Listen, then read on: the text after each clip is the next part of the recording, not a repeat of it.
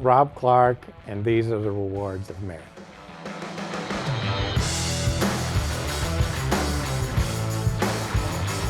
We had a client that contacted Merit, and they were unhappy with their previous provider.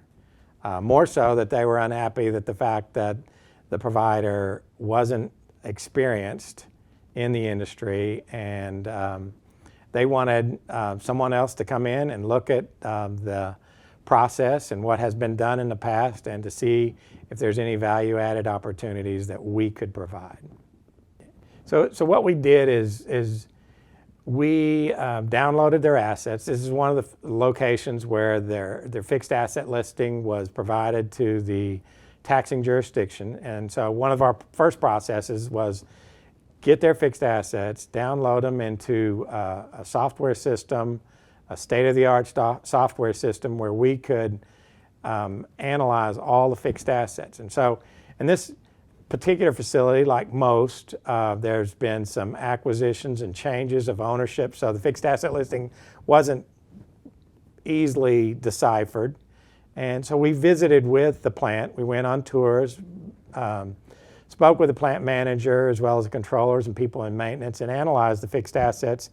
And we basically scrubbed those fixed asset listings for non-value added assets, duplicates, out of service, stuff that's been demolished, underutilized assets, as well as intangibles like software that aren't taxable. And so we identified all those categories of assets, and then we went back and we visited with the client and described what we found.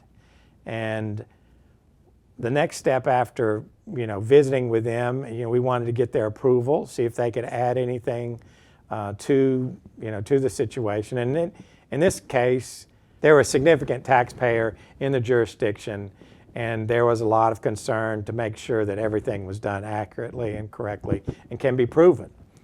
And so once we visited with the client, they gave us permission to proceed to then render the property for property taxes to the jurisdiction, and also negotiate and visit with the assessor or appraiser to settle or negotiate a reasonable value for the facility. Ultimately, we were able to reduce the assessment of that one facility, and is involved in the polymer plastic arena, by 10%, which is about $400,000 in tax savings on an annual basis. And this is particularly important because currently we have inflation, and inflation is causing all the values of these process plants to go up 10 to 20%, because that's just the state of the times that we're in. But we were able to minimize not only reducing the inflation, but also lowering the taxes to $400,000, saving them $400,000 on top of that, which is a huge success, and the client's very pleased.